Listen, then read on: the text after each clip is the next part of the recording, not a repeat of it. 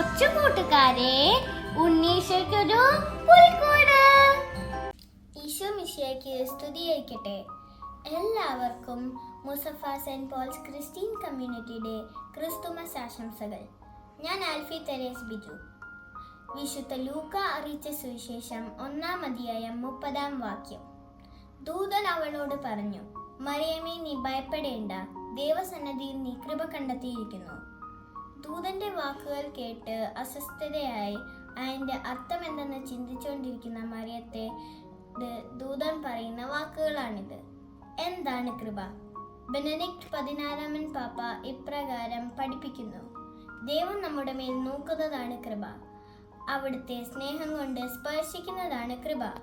അതേ കൂട്ടുകാരെ, ദൈവത്തിന്റെ സൗജന്യവും സ്നേഹപൂർണമായ ദാനമാണ് കൃപ. നിത്യജീവനിലേക്ക് മാത്രമല്ല, നമ്മെ കൂടുതൽ ഈശോയെ പോലെ ആക്കാൻ പിതാവായ ദൈവം ആഗ്രഹിക്കുന്നു. നമുക്ക് പ്രാർത്ഥിക്കാം. സ്വർഗീയ അപ്പ, അങ്ങേ പ്രിയപുത്രിയായ മറിയത്തെ നീ കൃപാവരത്താൽ നിറച്ചതുപോലെ ഞങ്ങളെയും കൃപയാൽ നിറയ്ക്കണമേ.